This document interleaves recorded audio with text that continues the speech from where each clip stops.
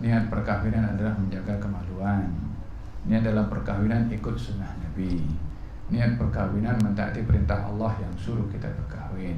Rasulullah qala na'am qala fa'adhin fi an-nas ya Bilal ay yasumu ghada rawahu ashabus sunan wa yaqulu man ra'a al-hilal ma rawahu Talhah bin Ubaidillah radhiyallahu anhu anna an-nabiy sallallahu kalangan umat Muhammad sallallahu alaihi wasallam yang meninggalkan tanah air untuk mendalami agama, yatafaqahu fi din. Untuk sampai kepada peringkat inzar kalau kita tidak bertafaqquh. Faqidu syai' la yu'ti. Kalau orang tak ada apa nak dibagi kepada orang lain. Jadi penting untuk kita sama-sama bermuhasabah keberadaan kita di sini, jangan buang masa. Rabbi yassir wa la tu'assir, Rabbi tammim bil khair. Subhanaka la ilma lana illa ma 'allamtana innaka antal alimul hakim. Amma ba'd. Assalamualaikum Sayyidi ya Maulana Habib Ali Zainal Abidin. Mohon maaf ini baru pertama kali bercakap di depan beliau. Mungkin agak grogi sedikit. Berkumpul dengan semua para ikhwan dari Malaysia bersama Sayyidul Habib Ali Zainal Abidin Al-Hamid. Alhamdulillah, mudah-mudahan majelis ini senantiasa mendapatkan ridha Allah Subhanahu wa taala. Salawat dan salam marilah senantiasa kita hantarkan ke pangkuan Nabi besar Muhammad sallallahu alaihi wa alihi wasallam.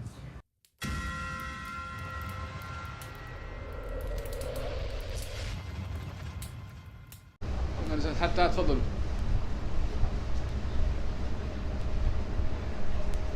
Yang siban boleh di depan.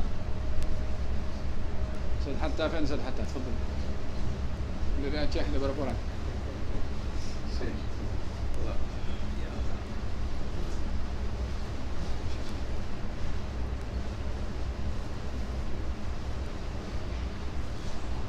Siapa yang tahu tepatnya Ustaz Lutfi Muharram?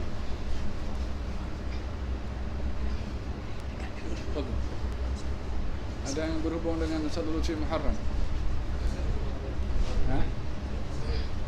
نعم شوف إذا كان كلم محمد فيصل أحد. نعم شوف كلمه إذا كان ما عنده برنامج. أنا أخبرته قبل يومين هذا أو بالأمس. إذا كان عنده برنامج ولا تعب ولا أحد لا بأس. حاول قدر المستطاع إذا جاء الدعاة من ماليزيا وإن لم يكن من خريج حضرموت تدعوه للحضور في برمايا باب التكريم والاحترام. ما شاء الله. Masya Allah, majelis mengalaulukan kedatangan para asatidzah dan du'a daripada Aceh. Alhamdulillah, sahlan karim lana. Mudah-mudahan silaturahim ini dapat memberikan buah at-ta'awun ala birri wa taqwa insyaallah, wal mahabbah fillah, tajalus fillah, tajawul fillah, wa narju min Allah subhanahu wa ta'ala min hadha at-tajawur wa hadha at-tajalus an yukrimana Allah wa iyyakum min al-mahbubin indahu subhanahu wa ta'ala. Wajibat mahabbati lil mutahabbina fiyya wal mutajalisina fiyya wal mutabadhilina fiyya. Insyaallah natahabbab fillah wa natajalas min ajli Allah subhanahu wa ta'ala wa ta'awun 'alal birri wat taqwa insyaallah.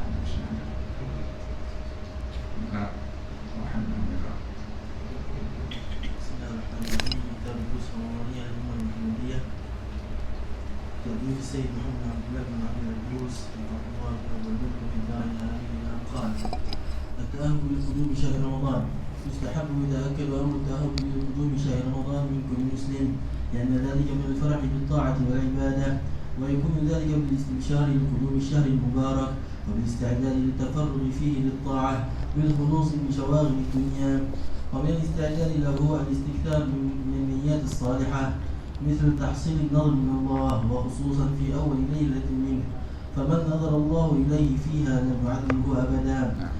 الثانية حيادة المغفرة والرحمة والعتق من النار. الثالثة المتابعة للنبي صلى الله عليه وآله وسلم في كل كان ما يعمله في رمضان. الرابع استشراف الحبيب بقدوم حبيبه، فقد كان عليه الصلاة والسلام يقول: اللهم بارك لنا في رجب وشعبان وبلغنا رمضان. وروي عن سيدنا علي كرم الله وجهه أنه كان لا يستشرف بهلال إلا لهلال رمضان، وكان إذا نظر إليه قال: اللهم أدخله علينا بالسلامة من الأسقام والفراغ من الأشغال، وردنا فيه باليسير من النوم وغير ذلك من النيات الصالحة. ومن فتح على نفسه باب نية حسنة فتح الله له 70 بابا من أبواب التوفيق. Nah, ada menyentuh tentang rasa gembira dengan isti'dad, dengan persiapan datangnya bulan Ramadan. Jadi hak Ramadan yang pertama adalah disikapi dengan rasa gembira. Rasa gembira ini bergantung dengan motifnya. Sebab apa gembira? Motifnya itu apa? Bila kegembiraan itu karena sebab yang baik, maka gembiranya menjadi baik. Bila gembiranya itu dengan sebab hal yang mungkar, gembiranya pun juga mungkar. Sama juga dengan rasa sedih. Orang kalau bersedih karena sebab yang baik, maka kesedihannya pun akan menjadi baik. Dan orang bersedih karena sebab yang mungkar, sedihnya pun juga mungkar. Jadi pada dasarnya gembira dan sedih tidak boleh dinilai baik atau tidaknya, melainkan dengan motifnya, dengan sebabnya. Walihada di dalam Al-Quranul Karim Allah Subhanahu wa taala menyatakan la tafrah innallaha la yuhibbul farihin. Kamu jangan gembira. Allah tak suka kepada orang gembira. Bukan semua. Itu dirujuk kepada kisahnya Qarun ketika dia jalan dengan sombongnya, maka diingatkan kamu jangan gembira. Allah tak suka kepada orang gembira sebab motifnya sombong. Nah, di dalam Al-Quranul Karim Allah Subhanahu wa taala menceritakan tentang golongan kaum munafiqin. Apa mereka punya sifat? Kalau orang-orang beriman itu menang dalam perang, kaum munafikin sedih. Kalau orang-orang beriman kalah dalam perang, kaum munafikin gembira.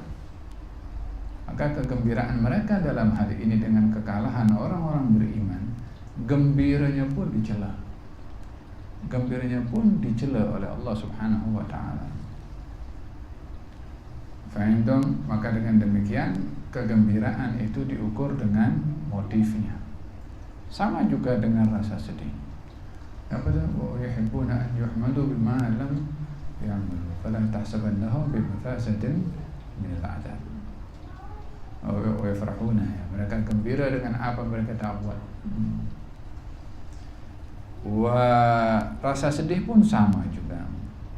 Qal fil hadis ketika seorang bertanya kepada Rasulullah, ma alamatullah fi man yurid wa ma alamatullah fi man la yurid. Apa tandanya orang itu disayang oleh Allah dan apa tandanya orang itu tak disayang oleh Allah. Kemudian disebutkan oleh Nabi SAW. Dia tanya kepada Nabi. Kata Nabi SAW, bagaimana keadaanmu wahai Zaid? Yang bertanya itu namanya Zaid. Maka Zaid menjawab, saya suka kepada kebaikan dan senang ketika berbuat baik. Suka kepada orang yang berbuat baik dan saya sedih bila terlepas peluang berbuat baik. Nah, rasa sedih ketika terlepas peluang berbuat kebaikan, rasa sedih itu pun dinilai sebagai satu kebaikan. Karena terlepas peluang untuk berbuat baik, dia sedih. Di dalam Al-Quranul Karim Allah Subhanahu wa taala menceritakan tentang beberapa sahabat datang kepada Rasulullah mengatakan, ya Rasulullah, bawa saya berperang bersama dengan kamu. Ini mereka sahabat ini miskin, duit tak ada, persenjataan tak ada, bekal tak ada, tapi tenaga ada. Dia datang kepada Rasulullah Katanya, bawa saya bersama dengan engkau. Maksudnya beri kepada saya bekal, senjata, keperluan untuk nak melangsungkan jihad fisabilillah. Nabi menjawab, sebagaimana dalam Al-Quran, "Qul la ajidu ma ahmilukum alaih." Saya tak ada apa yang boleh saya beri kepada kamu untuk membawa kamu berperang. Yani saya pun tak ada apa yang boleh saya berikan. Bermakna mereka tak boleh ikut karena tidak ada bekalan yang cukup. Maka mereka kembali ke rumah masing-masing, sementara mata mereka menitiskan air mata. Sedih dalam hal ini. Apa sebabnya sedih? Tidak dapat join dalam berperang, dalam berjihad bersama dengan Rasulullah. Kesedihan mereka ini karena tidak dapat melakukan perkara yang baik direkod oleh Allah dalam Al-Quran Al-Karim. Dan dengan demikian, gembira dan sedih itu diukur pada motifnya. Oleh sebab itu dikatakan di sini, perlunya ada persiapan ketika bulan Ramadan itu tiba. Dengan satu, kita rasa gembira dengan datangnya bulan Ramadan, dan persiapan-persiapan yang boleh kita rencanakan sebelum datangnya bulan Ramadan. Fil hadis dinyatakan niat-niat seseorang itu untuk ibadah di bulan Ramadan sebelum datangnya bulan Ramadan, niatnya dicatat, diberi pahala walaupun amalnya belum dibuat lagi. Innamal a'malu binniyat wa innamal likulli imri'in ma nawa. Hadis ini kan innamal a'malu binniyat. Amal itu diukur dengan niat. Yang kedua, wa innamal likulli imri'in ma nawa. Seseorang itu akan diukur dengan niatnya. Jadi ayat pertama itu berbicara tentang niat, tentang perbuatan, tentang amal. Bahagian yang kedua berbicara tentang orang yang ingin beramal. Apa bedanya pada ayat tersebut? Innamal a'mal binniyat kemudian wa innamal likulli imri'in ma nawa. Sentence yang pertama, potongan kalimat yang pertama, Nabi menyebutkan bahwasanya amal apa saja itu akan dinilai oleh Allah, akan lihatnya. Tak kira dia amal mubah atau amal taat ataupun apa saja amalnya. Bahkan terhadap perbuatan yang haram pun juga, ketika seseorang itu melakukannya dan niatnya itu dibenarkan oleh syara untuk melakukannya, maka dalam hal ini perbuatan yang nampaknya mungkar tapi karena niatnya dia tidak dikatakan sebagai mungkar. Walaupun ini tidak boleh dibuka open lebar sangat, macam saya nak rompak, masalah pun nak dapat duit nak bagi sedekah kepada orang, niatnya nak sedekah, bukan macam tu caranya.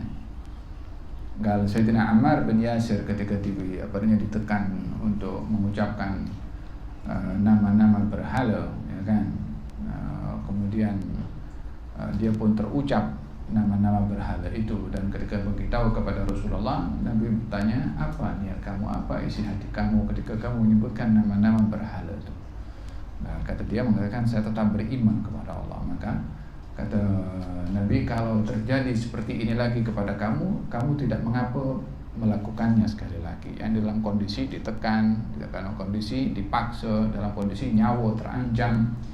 Dan turun firman Allah Subhanahu wa taala yang membenarkan sikap Ammar bin Yasir ketika mengucapkan kata-kata dengan lisannya nama berhala, wa qalbuhu mutmainnun bil iman, namun hatinya kekal kuat dalam keimanan. Perkara yang kedua adalah apa bezanya ayat mengatakan bahwasanya amal itu dinilai dengan niat, ya kan? Ada kalanya orang ini Ammar bin Yasir nampak amalnya itu jelas mungkar zahirnya, ya, tapi hatinya tidak.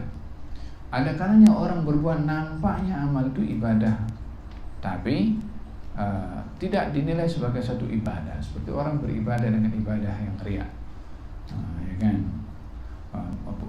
Bukankah dalam Al-Quran Allah berfirman, وَاتْلُ عَلَيْهِمْ نَبَأَ ابْنَيْ آدَمَ إِذْ قَرَّبَا قُرْبَانًا فَتُقُبِّلَ مِنْ أَحَدِهِمَا وَلَمْ يُتَقَبَّلْ مِنَ الْآخَرِ. satu beribadah, dua bersedekah. Qabil dan Habil bersedekah, tapi satu diterima, yang satu tidak. Yang satu niatnya tidak baik.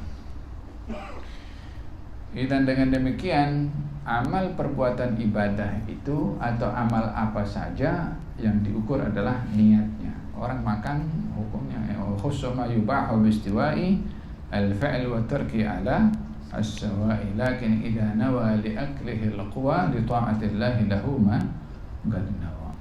Hatta perbuatan yang harus pun juga kalau niatnya baik maka akan dinilai oleh Allah Subhanahu wa taala perbuatan yang harus sebagai satu ibadah. Oleh sebab itu dikatakan ini fungsinya niat tamyizul adah anil ibadah, membezakan mana yang ibadah, mana yang adat. Itu fungsinya niat. Adat kebiasaan, makan kebiasaan biasa, minum biasa, bangun rumah biasa, ya kan? Apa yang membedakan orang bangun rumah dengan orang bangun tanpa niat dengan orang bangun rumah? Saya bangun rumah, jalankan tugas saya sebagai seorang ketua keluarga, untuk diri saya, untuk keluarga saya, untuk menerima tetamu, untuk membuat majelis. Niatnya berbeza, ya kan? Maka dengan demikian kebiasaan pun juga akan bertukar menjadi ibadah dengan niat. Adapun bahagian yang kedua pada kata-kata pada sabda Nabi sallallahu alaihi wasallam, fadhal satu lutfi, fadhal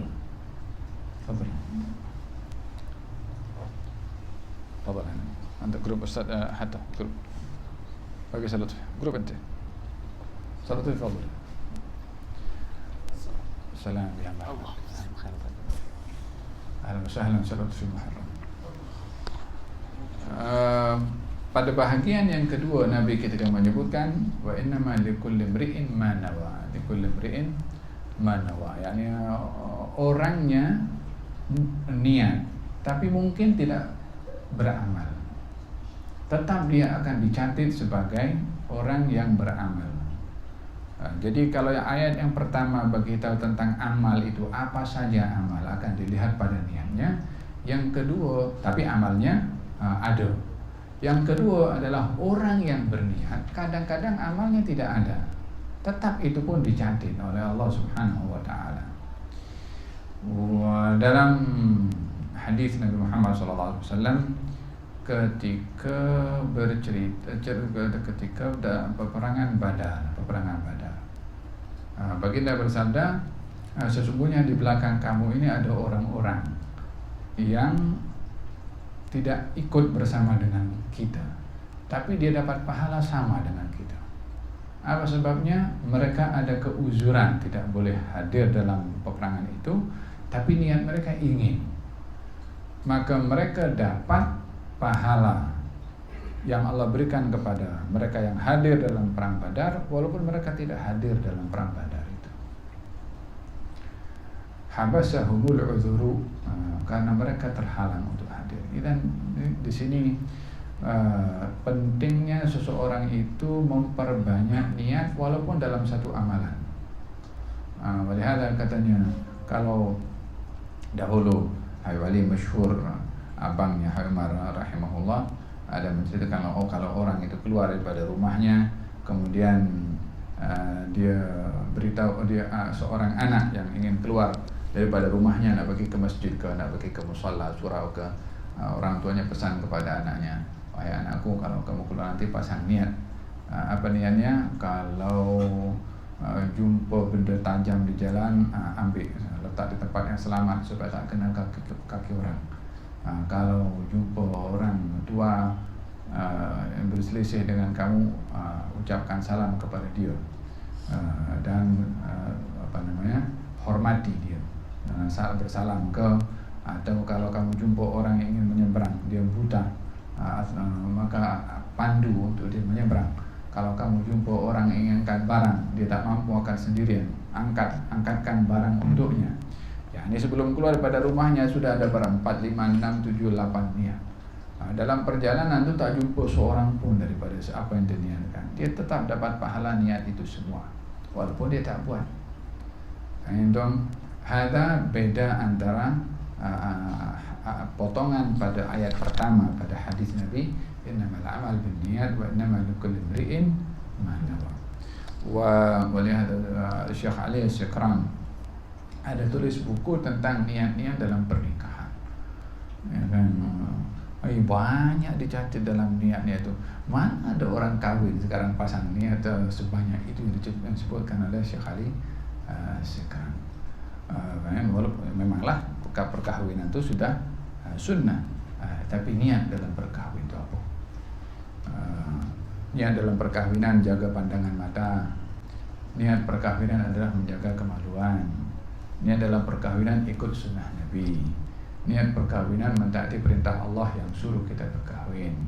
Niat dalam perkawinan untuk mendapatkan zuriyah. Niat dalam perkawinan supaya zuriyah itu dapat meneruskan dengan mendoakan orang tuanya kalau meninggal dunia. Niat dalam perkawinan supaya bumi ini diimarahkan dengan orang-orang yang soleh. Niat dalam perkawinan untuk mencari pahala dengan memberi nafkah kepada keluarga. Niat dalam perkawinan untuk mencari pahala dengan mendidik anak-anak. Banyak niat-niat itu yang perlu untuk diniatkan dalam ibadah sunnah pernikahan. Setiap niat itu ada nilainya, yang dicatat oleh Allah Subhanahu wa taala, dan apa yang dilakukan dengan niat tadi akan diberkati oleh Allah. Paham dong? Sama dengan niat-niat ketika memasuki bulan Ramadan, seperti mana disebutkan dalam bacaan tadi ya. Katanya untuk mendapatkan nazarah dari Allah Subhanahu wa taala, untuk mendapatkan maghfirah dan rahmat serta dibebaskan oleh Allah daripada api neraka, mengikuti Nabi SAW terhadap apa yang dilakukan oleh baginda Rasulullah, kemudian merasa gembira dengan datangnya bulan Ramadan seperti mana saya jelaskan sebentar tadi. Gerak. يثبت شهر رمضان بأمرين: رؤية هلال رمضان أو بتمام شهر شعبان 30 يوما. فعن ابن عمر رضي الله عنهما قال: سمعت رسول الله صلى الله عليه وسلم يقول: إذا رأيتموه أي الهلال فصوموا، وإذا رأيتموه فأفطروا، فإن غم عليكم فاقتلوا له 30. رواه البخاري ومسلم. ويكفي في رؤية هلال شهر رمضان شهادة عدل واحد بخلاف بقية الأشهر، ومنها هلال شوال، فقد أجمعوا على أنه لا يقبل فيه أقل من 2 جريا على أصل الشهادة. فعن ابن عباس رضي الله عنهما أن أعرابيا جاء إلى النبي عليه الصلاة والسلام فقال: إني رأيت الهلال. فقال: أتشهد أن لا إله إلا الله؟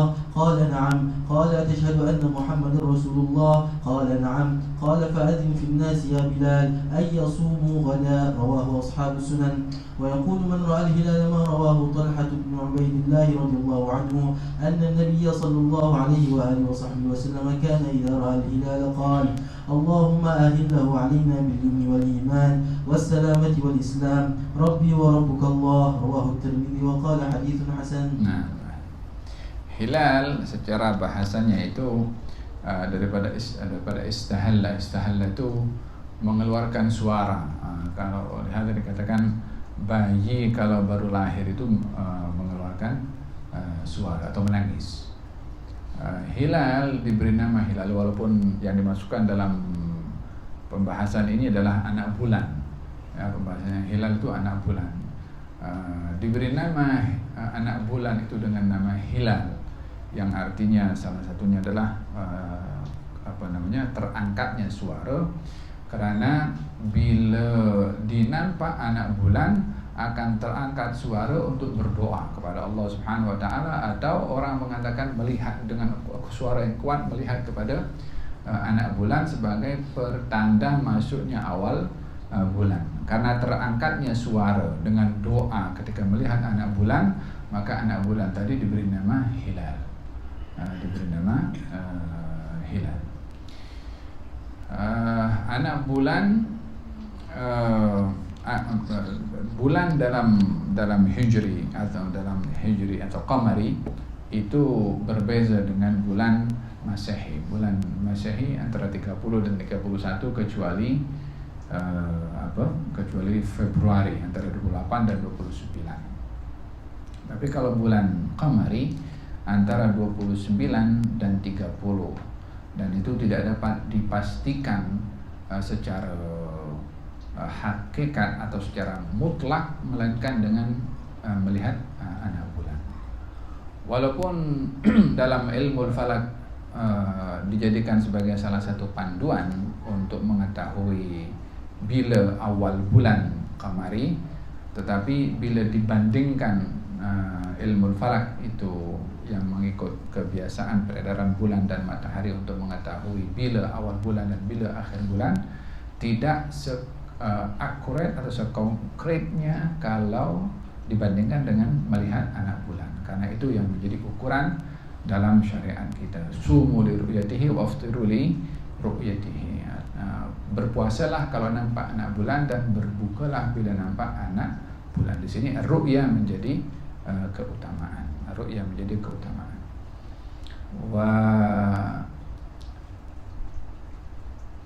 Kalau kita melihat di dalam Al-Quranul Karim, Allah Subhanahu wa Ta'ala ada menyebutkan tentang kisah Ashabul Kahfi.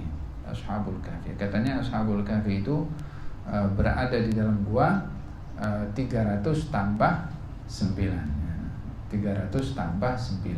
Kenapa tidak dikatakan 309?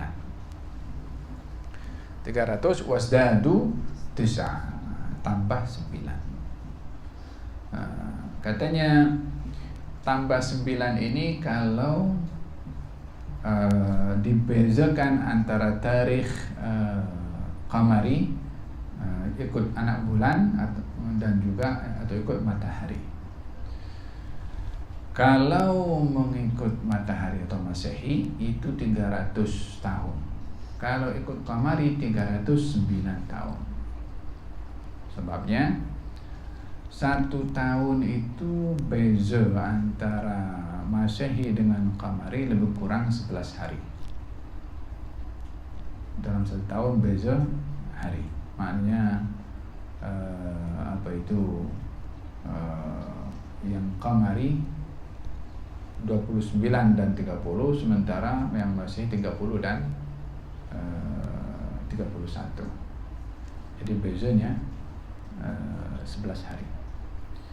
Jadi kalau 11 hari dalam 1 tahun beza qamari dengan masehi, kalau 100 tahun itu lebih kurang dihimpunkan jadi 3 tahun. Kalau 300 tahun 9 tahun. Maka dikatakan di sini 300 tambah 9. Merujuk kepada 2 rujukan kalender, masehi dan juga qamari. Tayyib. Hada berkenaan dengan hilal.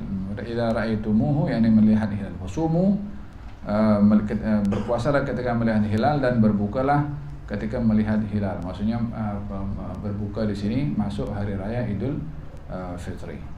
Dibezakan orang kalau melihat hilal Ramadan, kalau 1 orang pun juga boleh dijadikan sebagai dalil atau dijadikan sebagai syahid untuk semua orang berpuasa. Seperti dalam hadis ini, seorang, ya Rasulullah, saya nampak hilal. Kata Nabi, asyhadu an la ilaha illallah. Katanya, aku bersaksi tidak Tuhan selain Allah. Asyhadu anna Muhammad Rasulullah.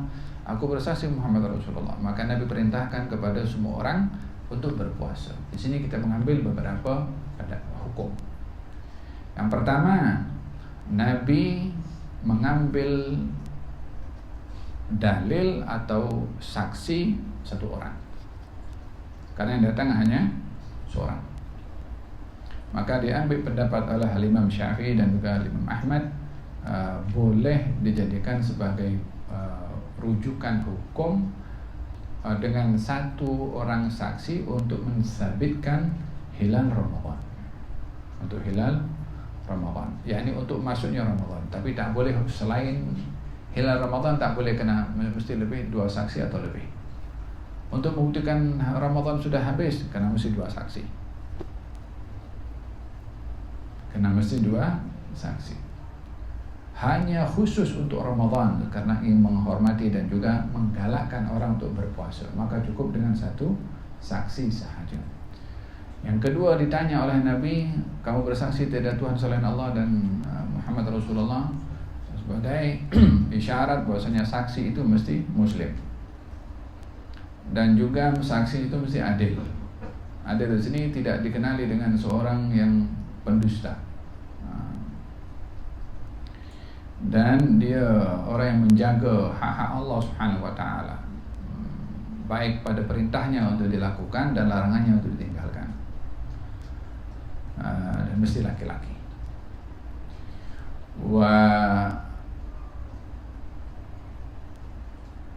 Kesaksian kepada selain masuknya Ramadan itu mesti 2 atau lebih. Untuk nampak hilal Dzulhijjah mesti 2 orang atau lebih. Untuk mensabitkan bila hari Arafah, mesti diketahui awal Dzulhijjahnya bila, mesti 2 orang atau lebih. Untuk memberitahukan habisnya bulan Ramadan, 2 saksi atau lebih. Yang ketiga diambil daripada hadis ini juga, yang mengilzamkan orang untuk berpuasa bukan orang yang bersaksi tadi. Orang bersaksi report kepada pemimpin. Yang mengilzam kepada orang untuk berpuasa pemimpin tadi. Kalau pemimpin tidak mengilzamkan kepada rakyatnya untuk berpuasa karena ragu-ragu kepada orang yang membawa berita kesaksian tentang nampaknya hilal, maka dalam hal ini tiada kewajiban untuk mengambil pendapat atau kesaksian orang yang bersaksi ini kecuali orang yang mempercayainya. Kalau tidak atau ragu-ragu, maka tidak wajib untuk berpuasa dengan kesaksian orang itu.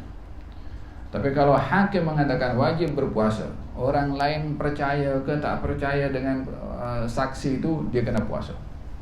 Apa sebabnya? Hakim sudah menentukan untuk berpuasa. Di sini peranan hakim penting. Kalau kita di Malaysia adalah daripada Majlis Agama Islam. Mereka yang berhak untuk memberikan memberikan arahan kepada kaum muslimin untuk berpuasa walaupun mereka tidak nampak hilal. Kaum muslimin tidak nampak hilal. Karena hakim yang bertanggung jawab untuk menerima kesaksian-kesaksian pihak-pihak tertentu atau menolaknya. Kalau hakimnya beza macam mana? Macam kita dengan Singapura. Contoh ini. Ada perbezaan ulama mengenai ikhtilaful matali' dan juga ikhtilaful hukam.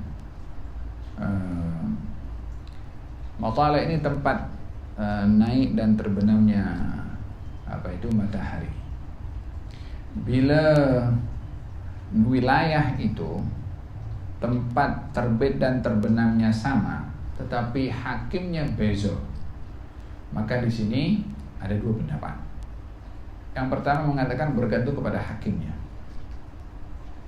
Beza hakim, maka terpulang kepada masing-masing hakim untuk menentukan bila puasa dan bila raya.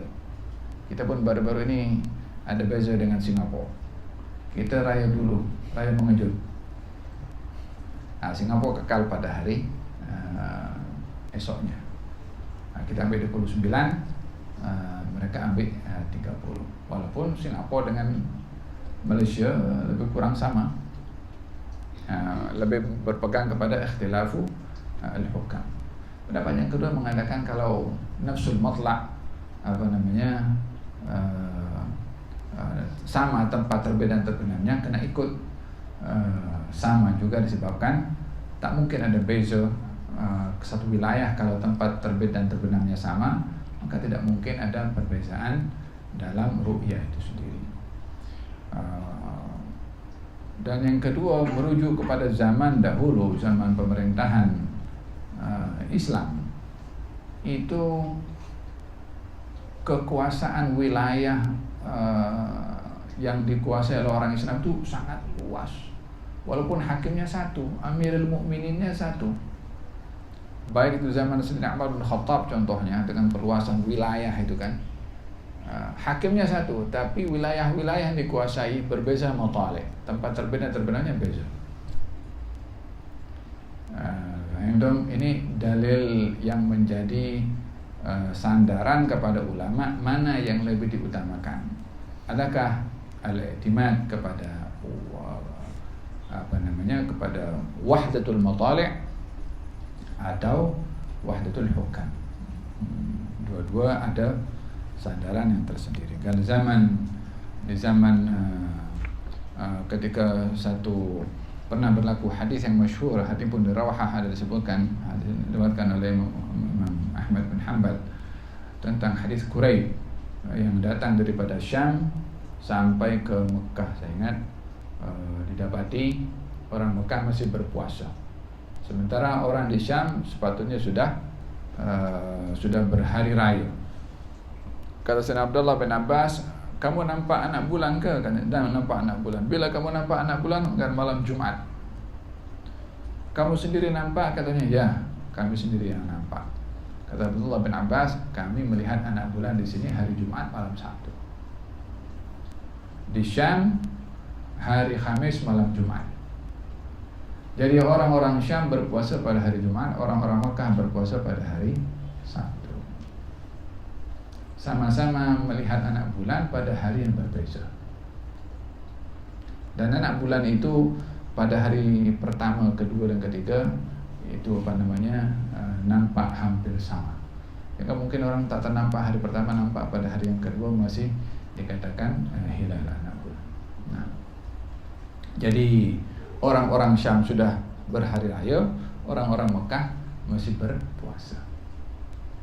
Ini ikhtilaful matali', perbezaan tempat terbit dan terbenamnya, dan masing-masing mengikut wilayahnya dan menjadi ukuran pada wilayah tersebut. Wallahu ta'ala a'lam bishawab. Alhamdulillah, malam ini kita ada tetamu daripada Aceh, kita datang tetamu daripada Malaysia, Ustaz Lutfi Muharram. Kita ingin mendengarkan beberapa nasihat dan juga at-tanasuh wa tadzakur antara satu dengan yang lain. Kita persilakan kepada Al-Fadhil Ustaz Lutfi, falyatafadhal mashkura.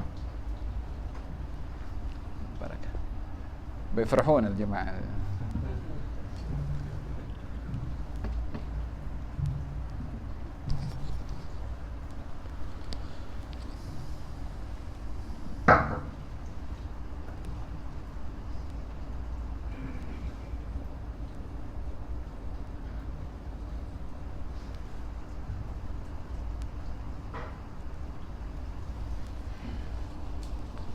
Assalamualaikum warahmatullahi wabarakatuh. Waalaikumsalam warahmatullahi wabarakatuh.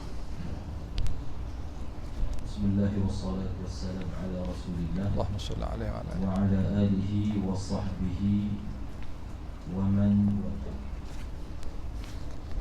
Rabbi shrah li sadri wa yassir li amri wahlul 'uqdatan min lisani yafqahu qawli.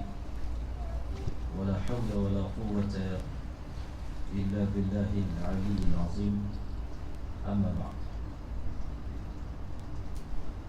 Yang dimuliakan Habib Ali Salahuddin Habib dan semua yang hadir pada majlis ini,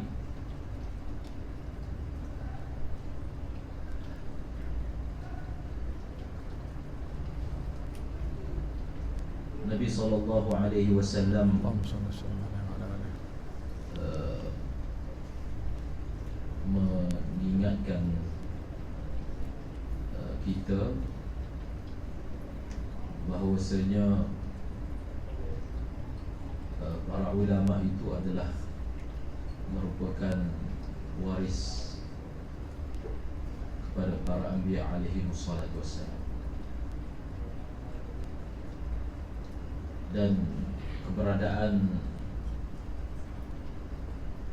tuan-tuan para asatizah di sini adalah untuk menjunjung perintah Allah Subhanahu wa taala, wa ma kana al-mu'minuna liyanfiru kaffah laula nafara min kulli firqatin minhum ta'ifatun liyatafaqahu fi ad-din wa liyunziru qawmahum idza raja'u ilayhim la'allahum yahdharun. yaitu untuk menjunjung perintah Allah Subhanahu wa taala supaya ada satu taifah daripada kalangan umat Muhammad sallallahu alaihi wasallam yang meninggalkan tanah air untuk mendalami agama, liyatafaqahu fid-din. Dan liyatafaqahu fid-din ini bukan mujarrad tafaqquh, kerana ilmu itu dia bukan maksud di zati, kecuali ilmu akidah. Kalau orang itu belajar ilmu untuk ilmu sahaja, maka dia tidak mencapai objektif yang diturunkan ilmu itu, diturunkan Al-Quran itu. Alhamdulillahilladzi anzala ala abdihi al-kitab wa lam yaj'al lahu 'iwaja qayyiman liyundhira ba'san shadidan min ladun wa yubashshira al-mu'minin alladzina ya'maluna as-salihati anna lahum ajran hasana. Diturunkan Al-Quran supaya dengan Al-Quran itu berlaku tabsyir dan juga inzar. Orang yang diturunkan ilmu, diberikan ilmu kepadanya, melakukan muhimmah dan tanggungjawab tabsyir dan juga inzar, memberi galakan, memberi motivasi dan memberi peringatan kepada umat. Dan inilah sebenarnya yang disebut sebagai wirasah daripada Anbiya alaihi wassalatu wassalam. Jadi ilmu itu tidak dipelajari kerana ilmu itu adalah ilmu sahaja. Kita tidak mempelajari ilmu kerana minat dengan penambahan knowledge, ma'rifah. Saya suka untuk menambah knowledge, saya suka untuk menambah ma'rifah, bukan. Tetapi ulama itu disebut sebagai pewaris para anbiya. Apakah muhimmah dan tanggungjawab yang dilakukan oleh para anbiya alaihi wassalatu wassalam? Sangat jelas, iaitu mereka menyampaikan agama. Liyatafaqahu fid-din, mereka mendalami agama, bukan mujarrad tafaqquh untuk mereka mengamalkan sendiri ilmu yang dipelajari. Bahkan di belakang mereka ada qaum, ada taif, ada umat. Waliyunziru qaumahum idza raja'u, waliyunziru qaumahum idza raja'u ilaihim la'allahum yahdharun. Jadi tanggungjawabnya adalah inzar, tetapi bukanlah tanggungjawab ulama itu mewujudkan hazar. Hazar itu datang daripada Allah. Maksudnya kesan daripada dakwah itu adalah daripada Allah. Para anbiya hatta sekalipun tidak ditaklifkan dengan kesan dakwah, tetapi ditaklifkan dengan dakwah itu sendiri. Sama ada dakwah itu berkesan ataupun tidak berkesan. Innaka la tahdi man ahbabta walakinna Allah yahdi man yasha wa ma anta 'alaihim biwakil wa ma anta 'alaihim bijabbar wa ma anta 'alaihim bimusaitir. Kamu tidak menguasai mereka, kamu bukan wakil mereka, kamu bukan penguasa mereka. Tetapi apakah perintahnya? Ya ayyuhar rasul balligh ma unzila ilayka min rabbik. Bas, kamu sampaikan. Wa illam taf'al fa ma ballaghta risalatah. Jadi mafhum mukhalafah dia, wa in fa'alta faqad ballaghta risalatah. Kalau kamu telah buat ma unzila ilayka min rabbik, maka kamu telah menyampaikan. Saya selalu ingatkan para pelajar di madrasah yang kamu semua adalah wakil kaum, wakil kampung, wakil negeri, wakil negara. Tanggungjawab yang besar untuk apa yang kita perolehi untuk disampaikan.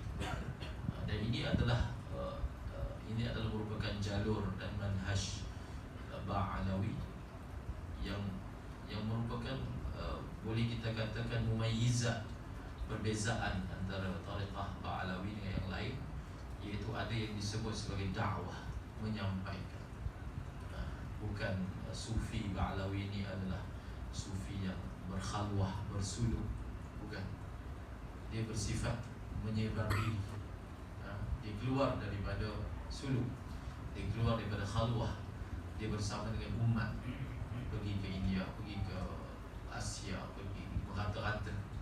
Dan itu merupakan salah satu daripada manhaj yang menonjolkan, iaitu apa yang dipelajari itu disampaikan, dakwah.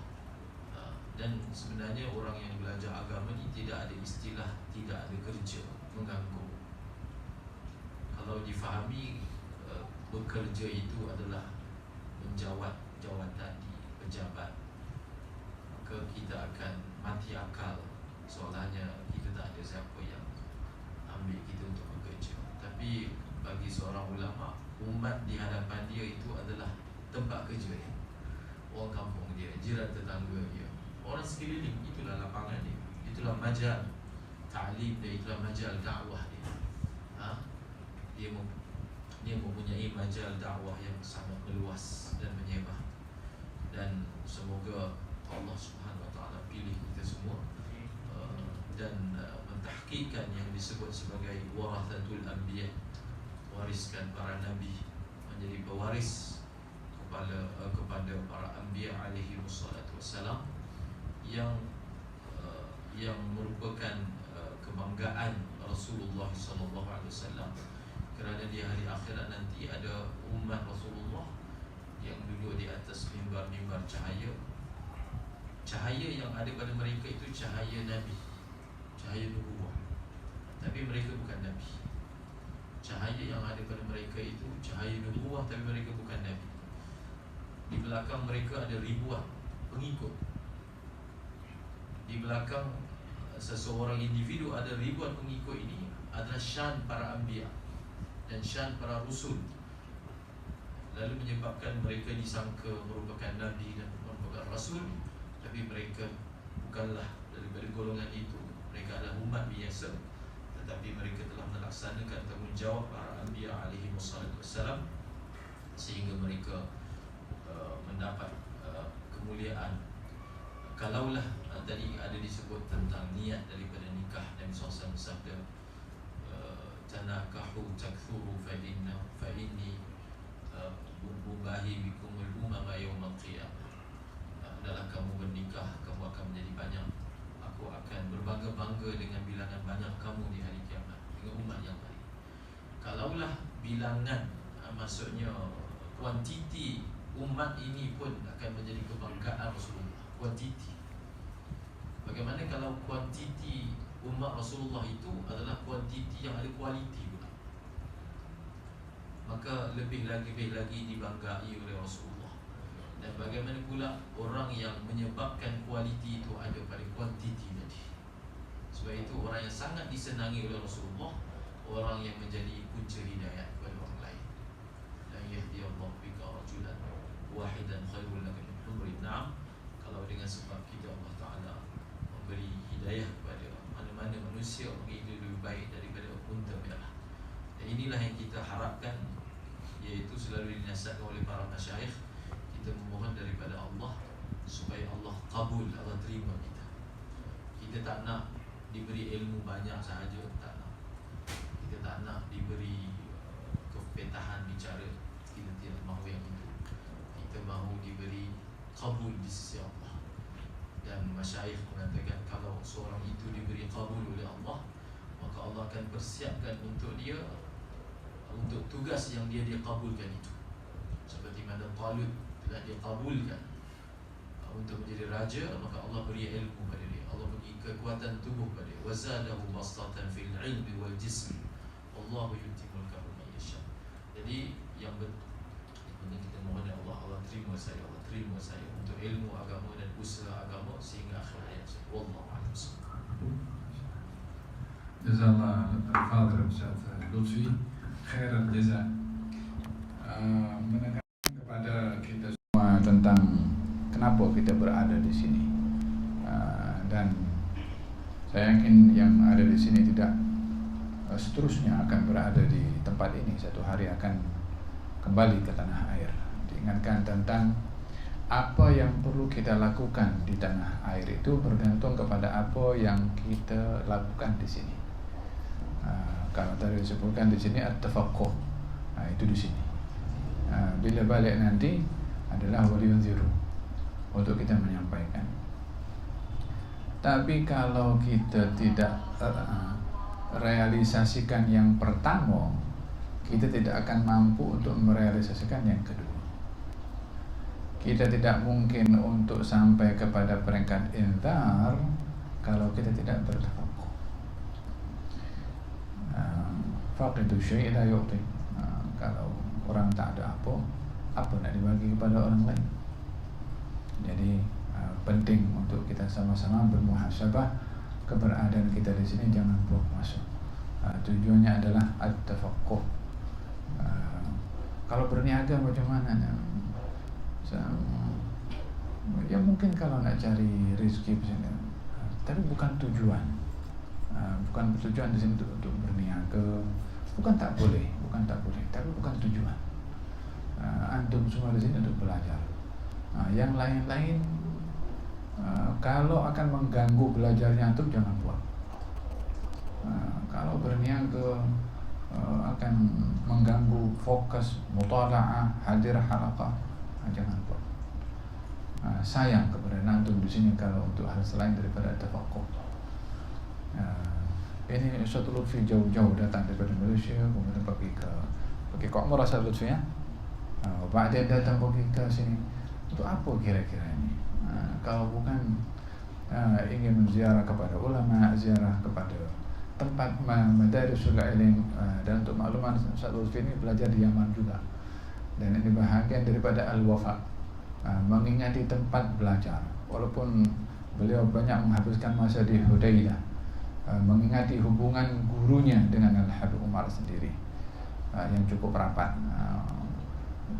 Walaupun gurunya sudah tiada, tapi orang-orang yang dekat dengan gurunya diziarahi, dan itu bahagian daripada albir. Bakti murid kepada guru adalah mengingati gurunya dan mengingati teman-teman dan kawan-kawan gurunya. Dan itu yang menyebabkan keberkatan seorang murid itu kalau ingat kepada guru.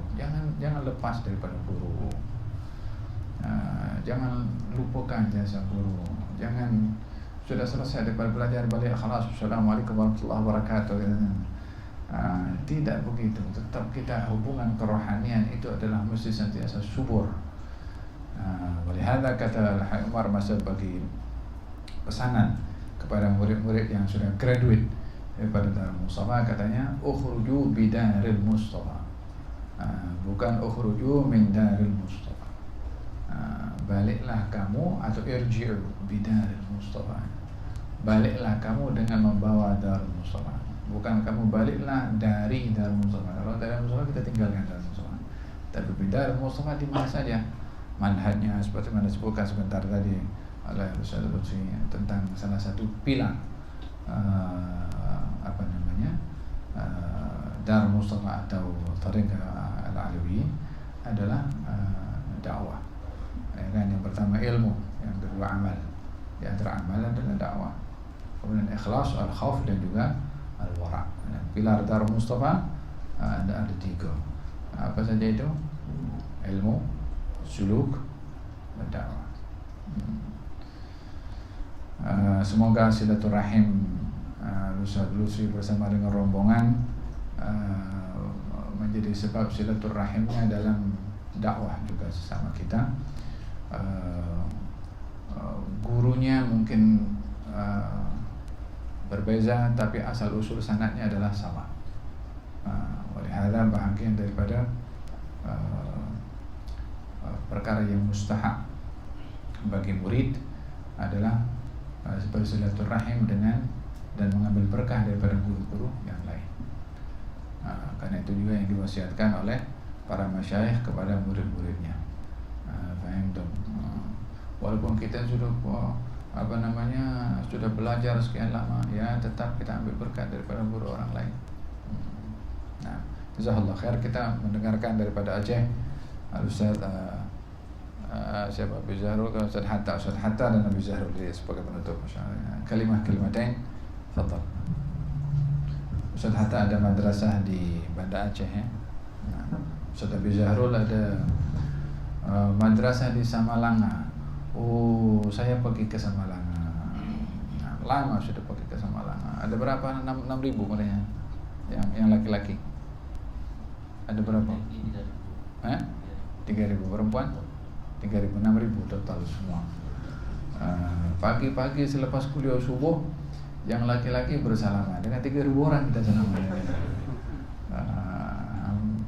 Masya Allah. Dipimpin oleh Syekh Hasan Al-Basri dengan Abu Mudi ayah mertua Ustaz Abi Zahro. Tafadhal mashkur. Assalamualaikum warahmatullahi wabarakatuh. Assalamualaikum warahmatullahi wabarakatuh. Alhamdulillah alladzi yufaqihu fid din wassalatu wassalamu ala sayyidina Muhammad hadil amin wa ala alihi washabbihi ajma'in. Rabbi shrah li sadri wa yassir li amri wa hlul 'uqdatam min lisani yafqahu qawli. Rabbi yassir wa la tu'assir, rabbi tammim bil khair. Subhanaka la ilma lana illa ma 'allamtana innaka antal alimul hakim. Amma ba'd.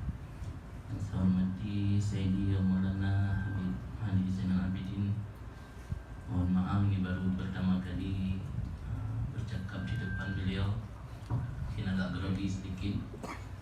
Jadi dalam kesempatan ini saya pun tidak berani menolak karena su'ul adab. Jadi mungkin hanya singkat-singkat saja. Saya yakin yang hadir di sini adalah para talabah ilmi, para santri. Kalau lazimnya disebut di Indonesia, santri memiliki tanggung jawab besar dan juga memiliki kemuliaan yang luar biasa. Jadi sebanding antara kemuliaan dan tanggung jawab. Dalam sebuah hadis riwayat Abi Harun Al-Abdi dari Aba Sa'id Al-Khudri, ketika Abi Harun Al-Abdi datang kepada Aba Sa'id Al-Khudri, beliau mengucapkan dengan marhaban biwasiyati Rasul. Kata Abu Sa'id bahwa Rasulullah SAW pernah bersabda kepada beliau, innan nas lakum taba' sayatunakum min aqtaril ardi yatafaqqahuna fid din. Jadi Rasulullah sudah mewanti-wanti bahwa setelah beliau tiada, manusia akan mengikuti kalian. Innan nas lakum taba', mereka akan datang dari seluruh penjuru bumi, yatafaqqahuna fid din. Ini untuk menguatkan apa yang disampaikan kita tadi.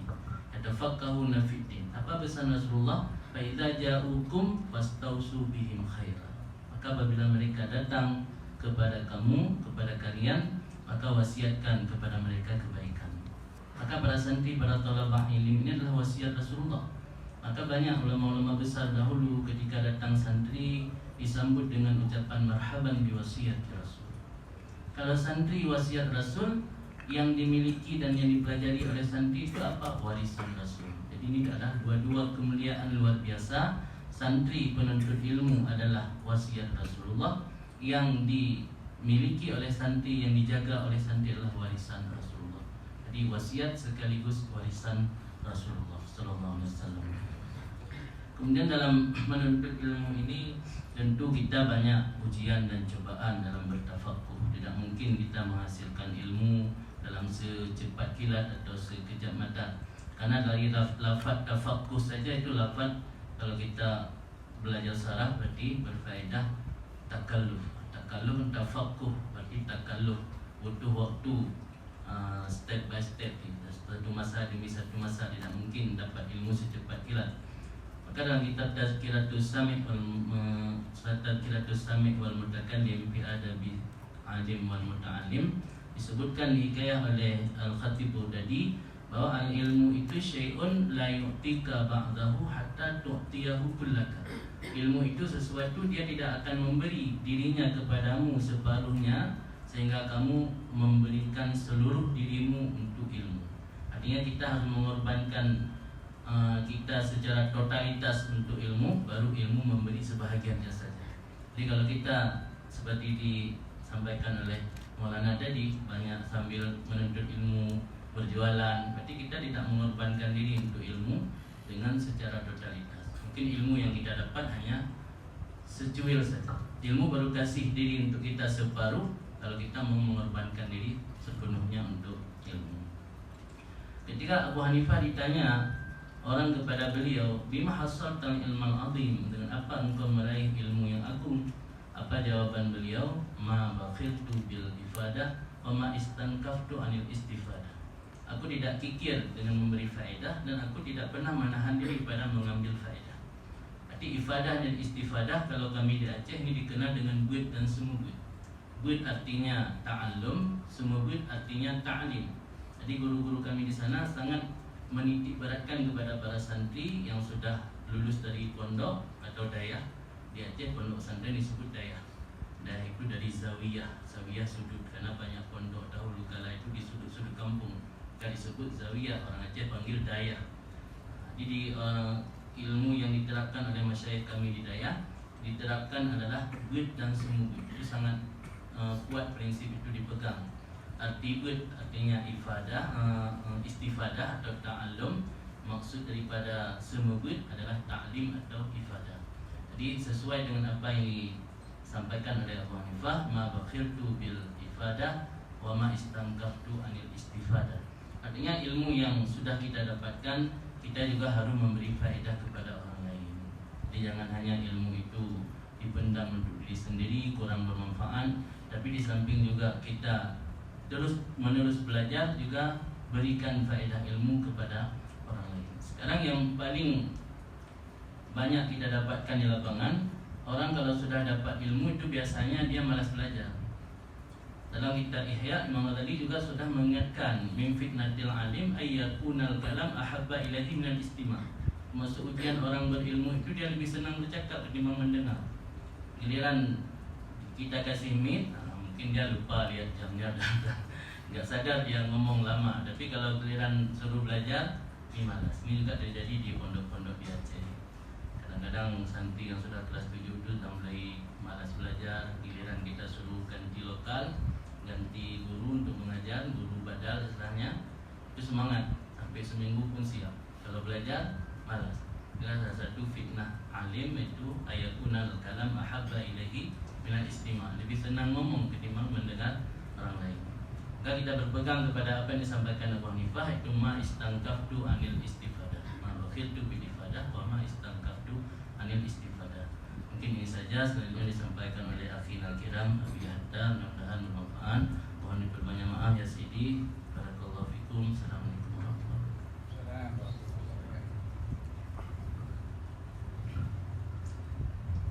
Assalamualaikum warahmatullahi wabarakatuh. Alhamdulillah, syukuran lillah, salatu wassalamu ala rasulillah Sayyidina Muhammad ibn Abdullah wa ala alihi wa ashabihi wa mawala. Syukur alhamdulillah di malam yang berbahagia ini, dengan tidak terencana tetapi sudah terencanakan oleh Allah Subhanahu wa taala, bisa berkumpul dengan semua para ikhwan dari Malaysia bersama Sayyidul Habib Ali Zainal Abidin Al-Habib. Alhamdulillah, mudah-mudahan majelis ini senantiasa mendapatkan ridha Allah Subhanahu wa taala. Salawat dan salam marilah senantiasa kita hantarkan ke pangkuan Ibu besar Muhammad sallallahu alaihi wa alihi wasallam, dan juga kepada keluarga dan para sahabat beliau sekalian. Alhamdulillah. Tapi kadang-kadang malam ini jadi musibah, innalillah. Dengar tadi Abi Zahrul bilang al-kalam ahabba ilaihi minal istima', jadi lebih senang istima' nih. Karena kalau kalam nanti jadi fitnah. Ala kulli hal, mungkin tidak banyak yang ingin kami sampaikan di sini dalam kesempatan yang ada ini. Hanya mengingatkan ketika hari ini kita berada di bumi Tarim, apa yang kami perhatikan adalah di samping ilmu, amal dan akhlak yang memang menjadi sebuah mutiara yang diamalkan oleh para masyayikh, para habaib yang ada di sini. Juga di sini adalah tingginya rasa syukur dan percayanya masyarakat dengan ilmunya mereka terhadap tabarruk dengan para ulama. Kami teringat kepada satu ungkapan daripada para guru-guru, para masyayikh, yaitu bihim yarfa'ullahul balaya wa yakshifur razaya. Dengan mereka inilah Allah menolak semua bala, wa yakshifur razaya, juga Allah membuka semua hal-hal yang sulit. Wa yasdi kulla khairin wa ni'mah, dan Allah memberikan kebaikan dan semacam bermacam-macam. Laulahu bainal anam, kalau bukan karena mereka yang hidup di antara manusia, duktikat jibal wal ardun liirtikabil khati'ah. Sungguh gunung dan bumi ini akan hancur, akan bergoyang-goyang karena dosa yang dilakukan oleh manusia. Hakata, artinya hari ini tenangnya dunia, tenangnya kehidupan, Masya Allah, bil khusus tenangnya kota Tarim adalah bihim, karena mereka. Makanya sering disebutkan dalam syair-syair para awliya, famfa'na bibarakatihim wa hadinal husna bihurmatihim wa abidna fi tariqatihim wa mu'afatin minal fitan. Artinya ini adalah mudah-mudahan menjadi azam kita semua insyaAllah. Dan kami datang ke kota Tarim ini ya Habib adalah untuk seperti Abi Zalul sampaikan, mudah-mudahan kita terus istimewa dan bukan hanya untuk berkalam, tetapi adalah untuk mengambil tabaruk dengan para habaib, baik yang ahya'an wa amwatan insyaAllah. Dan mudah-mudahan barakah Tarim ini bisa kita bawa pulang ke kampung kita untuk mudah-mudahan bisa dirasakan sirenya juga oleh masyarakat kita insyaAllah. Dan mudah-mudahan selama di sini kita tidak suul adab, karena Imam Ali karamallahu wajhah pernah menyebutkan al-adab la yubah wa la yushtara. Adab itu enggak diperjualbelikan. Kalau adab ada di supermarket insyaallah kita beli berkilo-kilo semua selesai. Tapi la yubah wa la yushtara, bal huwa tabi'un fi qalbi man tarabba. Tapi adab itu adanya dalam hati orang yang sudah ditarbiyah. Maka tarbiyah ini paling penting. Biasal fakir man faqadal adab, man faqadal zahab wal fiddah. Bukanlah orang fakir orang yang miskin, orang yang tidak punya emas dan perak, walakin al-fakir, tapi dikatakan fakir man faqadal adab wal akhlaq. Orang yang enggak punya adab dan enggak punya akhlak. Mudah-mudahan malam ini insyaallah Allah bis kita dengan akhlaknya yang mulia, akhlaknya baginda Nabi Muhammad SAW, dengan berkat para awliya Tarim, baik yang masih hidup atau yang sudah mendahului kita. InsyaAllah mudah-mudahan barakahnya bersama kita, wabil khusus dengan kehadiran Sayyidul Habib Alis dan Abidin. Mungkin ini dapat kami sampaikan, mohon maaf, mudah-mudahan apa yang kami sampaikan tidak salah, karena sebenarnya teringat saya sebuah apa yang disampaikan ketika Umar bin Khattab ditanya oleh Rasulullah dalam salah satu hadis, atadri man Israel, tahukah kamu ya Umar siapa yang bertanya? Maka jawaban Sayyidina Umar ketika itu, lesan masuk min ahli min Israel, artinya Nabi lebih tahu. Hakaza juga malam ini, lesan mutakallim bi ahli min Israel. Mudah-mudahan tidak salah apa yang boleh sampaikan. Wallahu muwaffiq ila aqwamit. Wassalamualaikum warahmatullahi wabarakatuh. Waalaikumsalam warahmatullahi wabarakatuh. Masya Allah. Alhamdulillah banyak faedah kita dapat malam hari ini. Lihada diingatkan tentang ibadah dan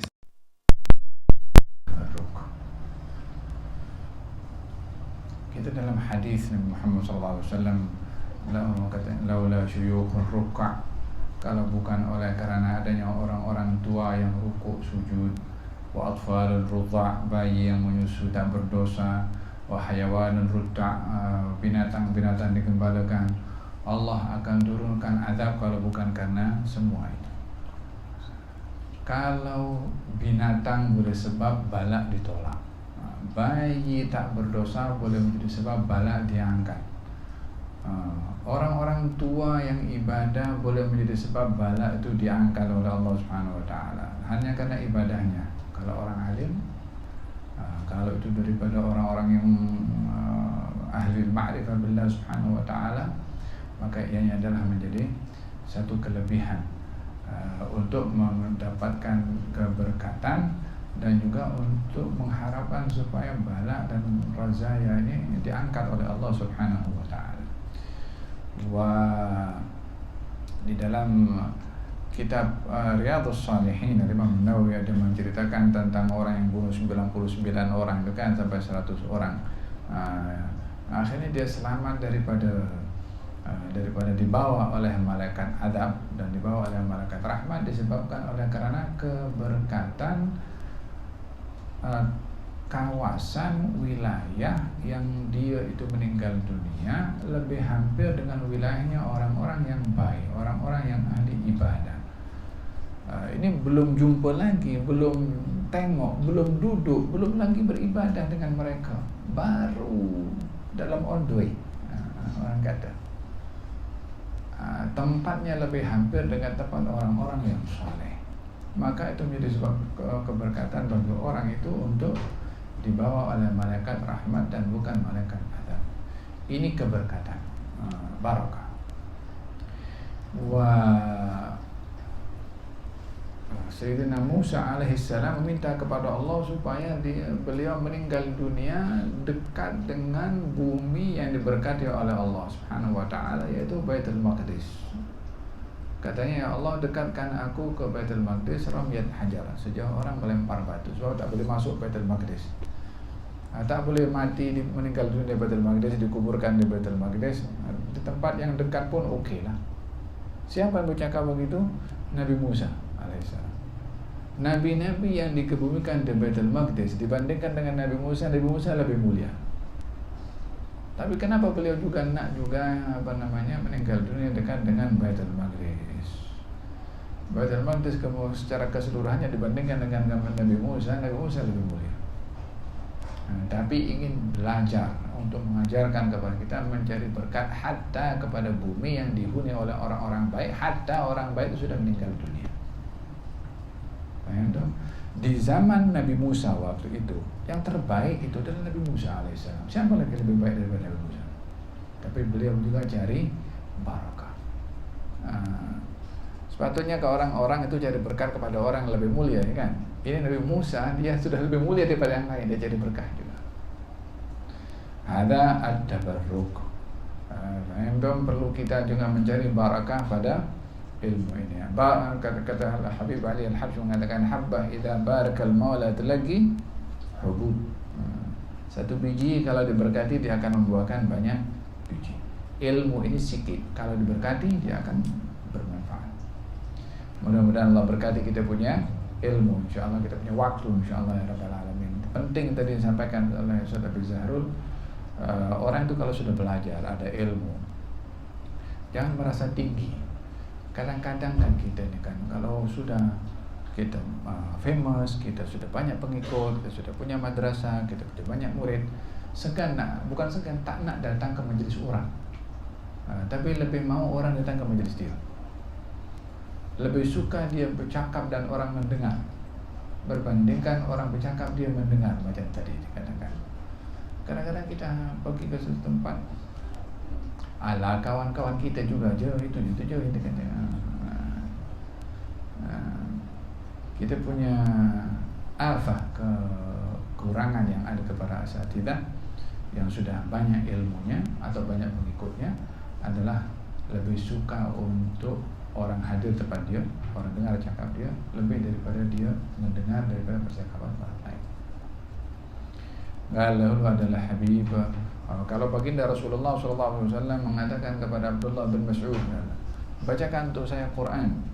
Kata Abdullah bin Mas'ud mengatakan, wahai Rasulullah, macam mana aku nak baca Quran? Quran turun kepada engkau. Katanya, aku ingin dengar daripada orang lain. Nabi sendiri pun ingin mendengarkan. Ada siapa yang bercakap begitu?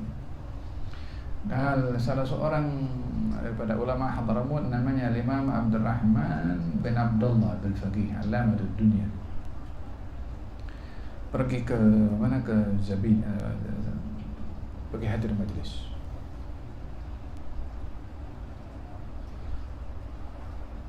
Walaupun beliau seorang alim, datang pergi majlis, untuk hadir majlis, sudah duduk di belakang, tak maju ke depan. Dia tak lihat, aku Alamatud Dunia. Dia di belakang sini. Sehingga syekh itu tengah-tengah mengajar, syekh itu lemparkan satu soalan. Siapa di antara kamu yang tahu jawabannya? Tak ada yang jawab.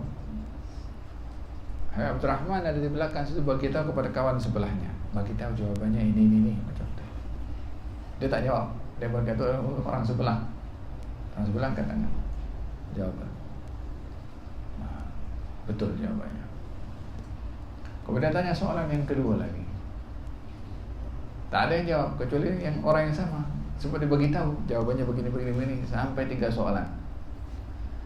Soalan yang ketiga, ini jawaban daripada engkau ke daripada orang lain? Ini tak ada yang mampu untuk menjawab soalan ini kecuali orang yang bernama Abdurrahman. Kata murid, iya bukan aku yang menjawab, orang sebelah aku nih. Baru tanya siapa nama, ketika dapat tahu namanya Abdurrahman bin Abdullah bin Faqih, katanya tempat engkau bukan di situ. Minta maju ke depan, dihormati sebagai seorang alim. Fasyahid di sini adalah walaupun beliau itu alim, alama, tapi tetap masih mau mendengarkan daripada orang lain. Faham tak? Kita pun balik ke Malaysia, kalau bertugas sebagai imam sebagai Bilal ke pasar, kita dah belajar Hadramaut, kalau Ustaz dalam mengajar kita masuk bilik kita. Tak dengar majlisnya. Okay, majelis ilmu pahalanya turun dalam orang mendengarkan. Duduk belakang tu apa? Duduk belakang. Kadang-kadang pelik juga kita. Imam bertugas, time ada kelas dia masuk dalam bilik. Kita husnuzan lah, mungkin banyak kerja dia, Allah, kita husnuzan. Tapi kalau motifnya itu sama-sama satu geng, kita satu kelas, udah satu madrasah, dia tak hadir, dia merugikan dirinya sendiri daripada pahala itu. Kalau kita diajarkan dulu soal oleh kita macam para masyayikh, para habaib, kita jangan sekali-kali mendengarkan ilmu walaupun ilmu itu sudah kerap kali kita jumpa. Ini amal bin niat, banyak kali dah kita dah sampai khatam dah ini amal bin niat ini. Jangan sekali-kali mengatakan kepada ilmu yang kita sudah dengar walaupun kerap dah banyak kali dengar. Ini istighfaf fil ilm, menganggap remeh dan rendah pada ilmu. Anda mendengar hadis itu yang Anda dengar lafaznya, tapi Anda tidak dapat membatasi maknanya dengan apa yang Anda paham. Siapa yang kata ini malamal beniat, apa yang saya paham hadis itu, itulah makna hakikatnya. Siapa yang boleh membatasi makna hadis itu? Tidakkah kita berharap kepada Allah untuk adanya tajdid fil faham? Diperbaharui kita punya pemahaman. Hadisnya sama, pemahamannya, siapa boleh membatasi? Tidakkah kita ingin mengharapkan adanya tausi' fil faham, diluaskan kita punya pemahaman pada benda lafaz yang sama juga. Jadi kata mereka, setiap kali kita mendengarkan ayat ke hadis ke, walaupun kerap kita mendengarkan ayat dan hadis itu, anggaplah itu kali pertama kita dengar, supaya dibuka oleh Allah Subhanahu wa taala abwabul fahm, pintu-pintu pemahaman. Ya kan? Al-faham ini berharga betul. Di antara anugerah yang Allah berikan kepada Nabi Sulaiman adalah faham. Fahamna Sulaiman. Tahu apa yang berlaku kepada Nabi Sulaiman ketika diberi pemahaman oleh Allah Subhanahu wa taala? Pukul 1 sudah. Apa kita sambung besok. Pertemuan yang akan datang mengenai tentang al-faham. Yu'til hikmata man yasha' wa man yu'tal hikmata faqad utiya khairan katsiran. Mudah-mudahan Allah Subhanahu wa taala memberikan kepada kita al-faham dan memberikan kepada kita al-hikmah, memberikan kepada kita al-fiqh wa tafaqquh fid din insyaallah ya rabbal alamin. Majlis mengucapkan jazallah kepada al-fadhil Ustaz Lutfi dan rombongan, Ustaz Hatta, Ustaz Abi Zahrul dan juga rombongan daripada Aceh. Jazakumullah khairan katsiran. Mudah-mudahan apa yang dihajatkan dengan ziarah ke tempat ini dikabulkan oleh Allah Subhanahu wa taala, wa doanya dimustajabkan oleh Allah, usahanya diberkati oleh Allah, mujahadah dalam berdakwahnya diberikan oleh Allah Subhanahu wa taala, ifadah wal istifadah insyaallah ya rabbal alamin. Diberkati madrasah-madrasahnya, anak muridnya ya rabbal alamin, dan kembali ke tanah air dengan membawa pahala yang besar dan banyak dari Allah Subhanahu wa taala. Amin ya rabbal alamin.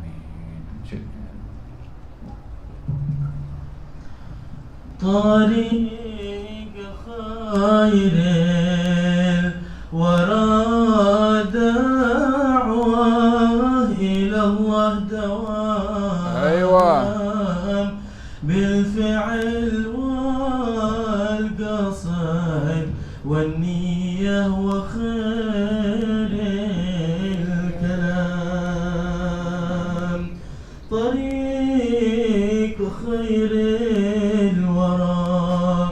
دعوة إلى الله دوام بالفعل والقصد والنية وخير الكلام. ومن تبع للنبي يرقى إلى على مقام. هيا انشروا يا جماعة دعوته في الأنام. بالشرق والغرب والبكرة وجانح الظلام. وابذلوا للمهاج وللحجاب والحطام. لا تقبل الدعوة إلا الصادقين الكرام. رجالها أهل همة عالية واهتمام. يقفون سعي النبي إمام بعده إمام. قاموا بحق الرسالة والهدى أحسن قيام. ومن تبعهم سعاد ينال فوق المرام في الدار هذه وفي البرزخ ودار السلام. يا إخوة الصدق هل ملوا بربي هيام. يشتاق قربه ورفقات خير كل الأنام. ويشرب الكاس صافي من شريف المدام. في حضرة القدس سعف كل من استقام. هيا السرى نلحق الركب الثقات العظام. تأملوا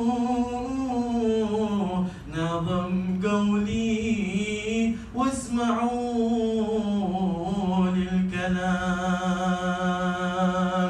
والختم صلوا على من بيزول الظلام. ما رمناه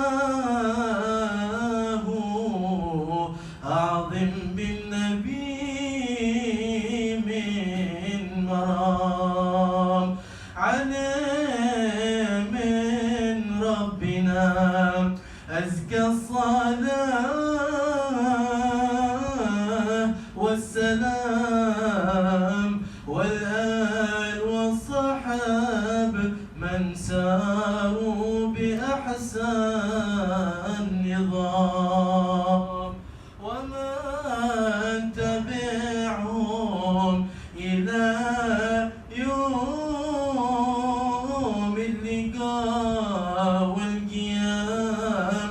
طريق خير الورى دعوة إلى الله دوام. أحسنت أخي. الفاتحة. نشهد أن لا إله إلا الله يبارك في هذا الاجتماع من حقيقة الانتفاع من الله سبحانه وتعالى جعل يكون متحابين في الله متعاونين في الله متزاورين في الله متجالسين في الله وباركنا في هذا الشهر الكريم وباركنا فيما بقي من هذا الشهر الكريم ومن أرجعنا من هذا الصيام والقيام وكرمنا القدر يا الله يا علام يا أرحم الراحمين على هذه النصارى شمل آخرتنا والآخرة.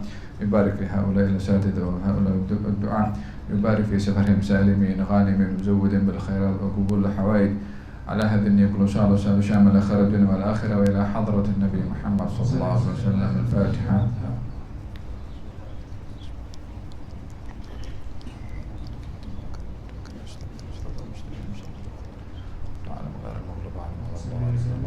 وسلم على صلى الله عليه وسلم محمد وعلى آله وسلم. الحمد لله رب العالمين. Alhamdulillah, jazakumullah khairan pada nasihat-nasihat dan fawaid yang kita dapat malam ini. Moga Allah menjadikan kita daripada golongan alladhina yastami'una al-qawla fayattabi'una ahsanah. InsyaAllah seperti biasa selepas darus kita akan ada jamuan ringan insyaAllah pada berkat dan kita murahkan orang yang menyumbang pada malam ini supaya dimurahkan rezeki oleh Allah SWT. Dan insyaAllah boleh buat halaqah ada 5-5 setiap halaqah 5.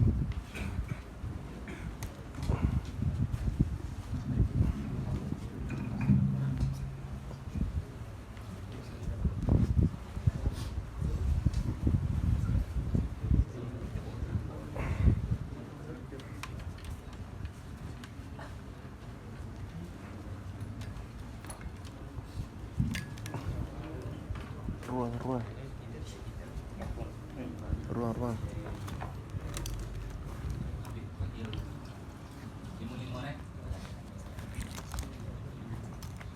Ini rojak ayam, tapi makin dengan tangan. Rojak ayam makin dengan tangan tak?